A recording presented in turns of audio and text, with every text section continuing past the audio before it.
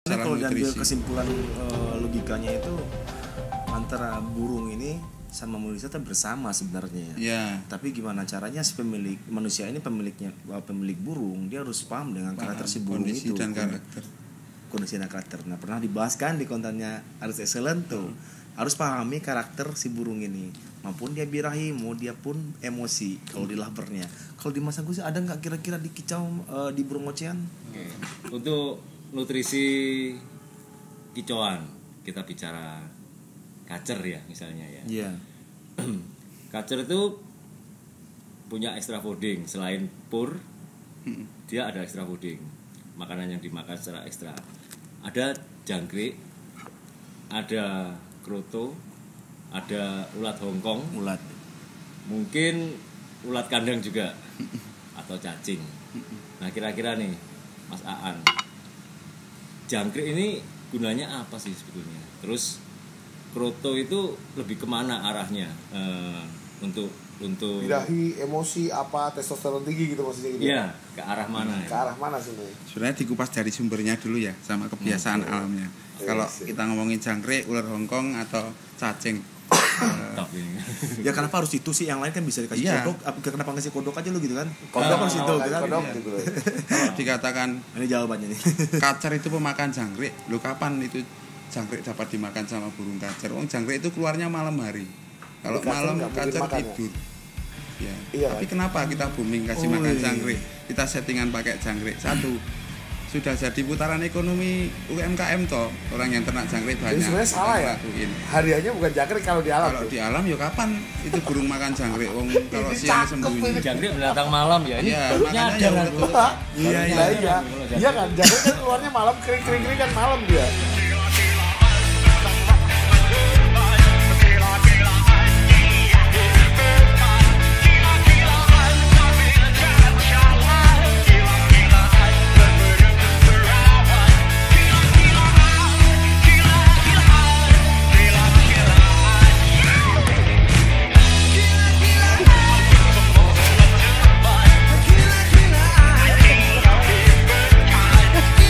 Kamu tahu video ini loh.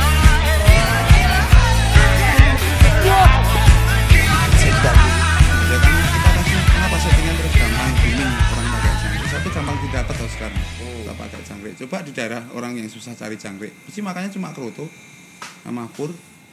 Itu pun kalau tukang jual pur ada toh. Kalau nggak ada cuma kropo Iya, doang. Berarti di balik jangkrik ini banyak yang ini yang khasiat yang bagus-bagus buat ocehan berarti.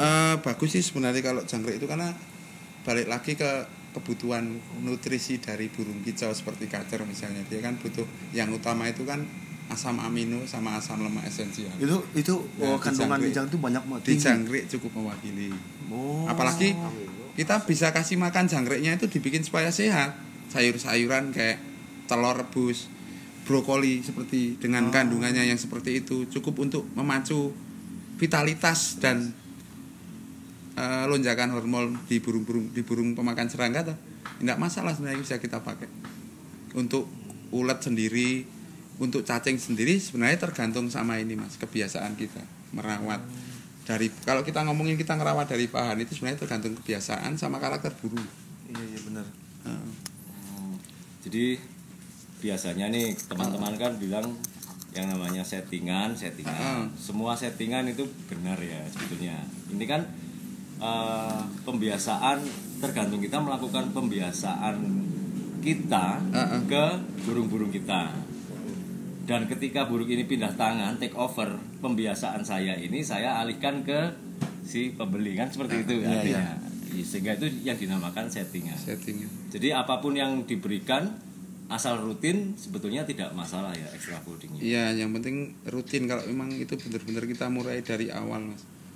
Itu Ya balik lagi ke pemahaman yang karakter dan ini, sifat si burung. Tapi memang sekali. kalau jangkrik memang lebih enak pemberiannya karena jumlahnya juga sudah kita Gelondongan. nggak usah nimbang gitu kan, Ya. nanti ketemu berapa ekor diberikan ke jangkrik. sama mungkin kita garis bawahi bahwasanya ada pakan harian sama ekstra puding dan ekstra puding. Ekstra puding biasanya kita pakai untuk tambahan atau untuk memacu saat lomba. Tujuannya apa? ada sesuatu yang kita bisa. Tunggu dulu. Lanjut ke episode berikutnya tentang masalah ekstra puding. Ya. Monggo. Untuk ekstra puding sendiri adalah takaran yang kita bisa masukkan atau kita kasih makan ke burung kita itu secara berlebih dari kemauan burung. Maksudnya tujuannya ada sesuatu yang bisa kita naikin lebih. Dalam artian kalau kita sudah ngomongin itu gacoan, apalagi ngomongin settingan, kalau bisa di rumah itu kan jangan terlalu on fire terus kalau dia ndak main, kan begitu. Karena nanti ngaruhnya ke keseimbangan birahi sama emosi tadi itu. Jadi Ya kan? dari sisi ini kalau ditangkap santai. nih jangan terlalu over ya. Ya. Benar ya. Jadi semua itu berhubungan antara hormon tadi itu mempengaruhi ya. Jangan terlalu berlebihan, jangan terlalu ya terlalu banyakan sih intinya gitu. Sama kebiasaan burung tuh kita biasa misalnya dalam cara ini kita pakai pakan pudingnya itu cuma pur biasa. Ekstra puding kita pakai jangkrik misalnya. Tiap harian kita kasih 4 pagi sore misalnya begitu. Otomatis menganggap jangkrik itu sesuatu yang istimewa buat burung. Itu settingan harian. Ketika kita pengen level hormon lebih, otomatis asupan yang berlebih itu harus kita dapat loh. Kalau kita cuma mengandalkan pur para dia makan lebih banyak, burung nggak mau. Dia makan cuma sekenyangnya asal dia makan. Tapi kalau jangkrik karena fungsinya tadi dalam pelatihan hariannya kita fungsikan sebagai ekstra puding. Misalnya H-1 sebelum kita mainkan atau di hari H kan kita bisa kasih lebih. Bisa dibilang ini pendongkrak atau penunjang. Pendongkrak. Ada sesuatu yang gampang. Alat kita dongkrak itu ekstra pudingnya itu. Di lover juga ada seperti itu. Sama. Sama. Ada juga pemain kacer yang harian dia nggak pakai pur, harian jangkrik. Pas mau main ekstra pudingnya yang dilebihin Hongkong misalnya, das. Itu juga nggak ada masalah ya? Nggak ada masalah, tergantung kebiasaan. Nah kalau misalnya terus katanya orang terus naikin birahi gitu. Naikin birahi itu jadi kalau saya ya kalau ngomongin birahi sama emosi, saya paling seneng burung yang top birahi tapi top emosi. Tenaga juga ada. Sama. Itu pasti durasi dapat, gaya dapat, gaya pun juga pasti dapat. Berarti Jadi, apa yang sampai saya omongin, bilangin? makanya aku bilang konsep burung konslet Ya.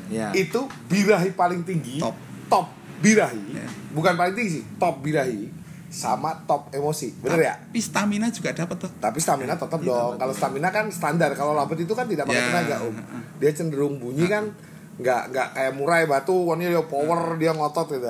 Tapi ternyata pemahamannya bersama juga ya. Hampir sama sebenarnya kalau ditarik garis lurus toh. Tapi di pembuktian tuh gak banyak yang jadi loh. Yang dari yang dibilang. Jadi kesimpulannya gini, kalau saya pengen lihat ya Om, ini nggak tahu nih kocauan nih sama nggak di Om Agus ya. Kalau saya punya burung, kalau di labet itu kan orang burung emosi itu kan ngering. Iya. Berarti dia tingginya emosi segini nih. Birahinya dia mungkin standar nggak terlalu tinggi lah segini. Kalau di murai batu atau apalah nggak tahu aku. Kalau murai batu aku taunya lompat, dia cenderung. Nakal. Saat dia emosi. Emosi. Nah, kan berarti kan dia emosinya tinggi, birahinya mungkin asingan. Kadang orang kan salah paham. Salah pahamnya apa? Ketika emosinya dia tinggi, yang dia pikir birahi, karena orang rata-rata ngomongnya birahi. Karena orang takut birahi. Nah, dan suka emosi. Suka emosi. Iya kan? Iya, nyambung. Padahal keduanya sama pentingnya. Sama pentingnya. Ketika seperti itu rata-rata orang bilangnya mandi. Padahal ketika mandi yang turun kan emosinya memang turun sedikit. Tapi birahinya itu turunnya kadang-kadang lebih banyak. Nah, yang terjadi ini tidak teratasi nih masalah ini. Tapi ketika aku punya labet ngering, kencengin sekalian. Yang terjadi malah bagus apa enggak menurut Om? Ya karena level emosinya dapat, narungnya ada, birahinya mentok, gayanya dapat ya toh. Jadinya? Ya kalau nanti kayak kita ngobrol kecil tadi ada level hormon di atas testosteron itu tadi. Wah, ini nanti dibahas ini. Cakep ini. Nanti ya. Nanti dibahas ini. Ini Mas Nanda. Eman. Nanti ini buat selanjutnya. Bakal ngeri ini. Tertarik dengan Mas Aan ini. Kami ketemu di Gantangan waktu itu. Di Gantangan. Di Gantangan di Latber. Waktu itu cecak hijau, Pak Ijo Nyambung ya. banget. Ya, Pak Ijo. Terus itu Mas Aan sendiri yang punya burung itu. Iya. Oh iya. Prestasi burungnya dia. Prestasi. Makanya dia tahu jadi semuanya kan, tentang birahi emosi dia paham. Kan gini nih Mas. Iya. Orang-orang kan ini dari sisi medik. Yang perlu kita cermati bahwa Mas Aan ini juga main di lapangan. Dia bisa memadukan antara keilmuan praktisi, ya ilmiahnya, keilmuan praktisi, keilmuan seperti saya ini. Oh, prakteknya. Plus secara ilmiah. Tapi di AGS Lintas Hobi udah terjabarkan itu. Udah tentang cucak hijau. Kita kupas global, tapi detil-detilnya belum. Tunggu konten berikutnya. Subscribe dulu. Cakep banget. Nah, aku mau tanya nih. Tadi kita bicarakan tentang emosi ya, tentang burung yang nakal, nyerang gitu ya. Ini keren, banyak orang yang butuh itu. Contoh saja nih, kita ngomong tentang cucak hijau yang gacoannya Mas Aan ini. Apa sih yang ditampilkan oleh burung ini ketika dia berada di level birahi? Birahinya lebih tinggi dari emosinya. Kalau tadi kan secara emosi dia nabrak misalnya mau nyerang, emosi gitu. Bunuh lo. Ketika biasanya kalau cucak hijau birahi over tinggi, emosinya di bawah itu kayak apa? Apalagi untuk burung saya sendiri itu kan udah cukup lama ya tak piara, dari harian sampai beberapa kali tak ikutin di latihan itu. Kalau kondisi dia birahi lebih tinggi dari emosi yang terjadi, tapi staminanya masih bagus Om. Itu di atas nampil pasti. Gayanya juga dapat. Tapi di kualitas lagu tidak ada tekanan Mas. Misalnya dia bawa lagu kenari, terus ada burung nimpali lagunya dia tidak ada perlawanan, cuma cuek aja. Santai. Terlalu istilahnya kayak nggak ada emosinya. Powernya nggak keluar. Powernya nggak keluar. Power bukan volume loh. Volume. Kalau di laba tuh kayak burung semi ya? Ya kalau ngeri, kayak slow, nggak terlalu ngotot gitu ya? Kayak kalau orang berkelahi adu mulut mungkin nggak kayak Om Aris. Wah, nah aku tipikalnya kan wah gitu ya. Ngotot bawaan fungsinya gede. Tapi birahi kurang gitu. Berarti itu lemes ya Om. Cenderung tampilannya lemes. Kurang agresif gitu ya. Kurang ngotot gitu ya. Etika nampil di atas itu kurang greget. Tapi gaya dapat biasanya kalau stamina dapat, birahinya dapat tapi emosinya kurang biasanya tekanan. Kayak burung semi, kadang keluar gaya. Tapi kalau di Jo tadi yang dibilang Mas Agus tadi itu harusnya bagus nggak sih seperti itu gitu? Kalau nggak tahu ngembang gitu Om. Enggak sih kalau hijau ngembang enggak kalau saya cirinya seperti apa tuh? Tetap hijau harus punya menampilkan gaya masing-masing karena gaya di burung cucak hijau dan di labet itu kan beda-beda Om. Itu bawaan toh. Bawaan. Nah, kita bisa munculin itu apa enggak, pertanyaan kan gitu. Memaksimalkan saja ya, enggak bisa merubah gayanya. Kalau gaya itu udah bawaan orang. Berarti gini Mas Aan, sorry. Kalau burung di level birahi, setahu saya nih birahi itu tertarik dengan lawan jenisnya sehingga timbul perlakuan dia yang agak ngeslow, cenderung merayu pasti. Seperti itu apa kira-kira seperti itu? Hampir sama, misalnya kita tidak dapat level emosi yang pas, apa misalnya sudah settingannya pas ini. Emosinya sebenarnya sudah dapat, birahinya sudah ada, terus staminanya ada. Ketemu betina pun itu untuk durasi 10 sampai 15 menit untuk burung-burung yang udah sering punya jam terbang pasti narung. Masih oke ya. Tapi kalau ditemuin terus misalnya setengah hari ya pasti birahinya yang tetap di atas, emosinya pasti drop. Nanti di kemudian hari birahinya yang ikut drop. Emosinya lama-lama naik pelan-pelan tapi. Jadi di 2 hari atau 3 hari kita adu, ya burung enggak ada birahi. Gini-gini doang. Okay. Itu kan tadi kan ngomongin tampilan birahi lebih tinggi daripada emosi. Sekarang aku tanya Om, kalau tadi kan lemas, power nggak keluar, gaya keluar tapi power nggak keluar, nggak ngotot kan gitu kan, nggak greget kayak gitu. Sekarang dibalik Om, burung yang emosinya lebih tapi masih terkontrol ya. Tapi birahinya sedengan lah istilahnya biar bisa nampil. Apa yang terjadi di burung itu? Di burung ocehan. Iya, di burung ocehan. Betul. Garis bawahnya untuk burung ocehan, rata-rata burung ocehan yang sehat pejantan itu ketika ketemu koloni itu pasti selalu birahi otomatis naik. Tetapi koloni dalam arti digantang ya. Gantang kan ketemu koloni. Koloni ya. Ketemu koloni kan. Itu langsung birahinya pasti pelan-pelan naik. Kalau burung dengan emosi kurang, waktu kita setting di rumah harian tanpa lihat burung, emosinya udah naik ini tapi masih di bawahnya birahi, top birahi dikit. Itu kadang-kadang bisa nampil bagus. Karena apa? naik sesaat emosinya. Iya, ketika di bisa koloni. nampil bagus, cuman durasinya biasanya kita ndak. Itu kita ngomongin emosi yang tinggi ya. Nah, kalau emosi tinggi malah enak, Om. Pasti enak, tapi kalau untuk ocehan itu biasanya kalau emosinya di atas birainya dikit, itu di lapangan kita ablak dikit, Mas.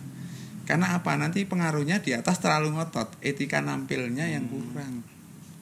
Banyak ngotot gerak malah nggak bongkar, banyak gerak gitu. Kalau bongkarnya bongkar kadang Om, bongkar, tapi etikanya yang nggak enak dilihat. Geraknya terlalu banyak. Apa yang harus dilakukan sama si pemain itu kayak biasanya kalau biasanya pemain hijau atau kacer kita ngablak aja di pinggir bentar.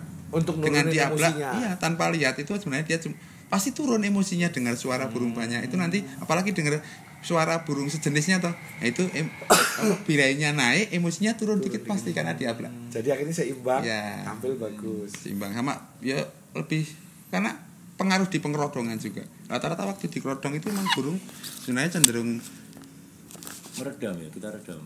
Malah emosinya itu yang kita nahan emosi di situ sebenarnya. Kalau untuk birai, burung kalau sudah birai mentit itu jangankan lihat, wong denger aja kadang sudah ngeliat. Mentit itu tinggi. Mentit itu tinggi. Ya, mentit itu.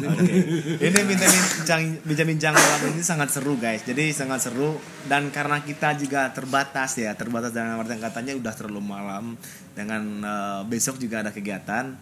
Nah, di lain waktu kita akan ketemu lagi. Benar ya? Siap. Kita akan bahas terus, gimana teman-teman biar paham. Jadi di balik teori itu ada unsur-unsur yang ilmiahnya ya, yang dimengerti sama Mas Aan ini. Semua ini. Oke, teman-teman, terima kasih udah ikutin sampai habis, nonton video habis. Dan biar teman-teman paham di rumah dan kenyataannya seperti ini yang lebih real, nyata dengan praktiknya nanti akan kita jabarkan juga. Oke, Mas Aan, terima kasih ya untuk malam ini. Kedatangannya sangat luar biasa. Siapapun dari Jai Tangsel ke sini pun belum sia-sia ya, Om. Sia-sia ketemu Mas Aan ini. Mantap banget. Tos dulu kita biar nggak slack. Mantap. Ilmu sampai ini sangat digunakan untuk teman-teman di rumah.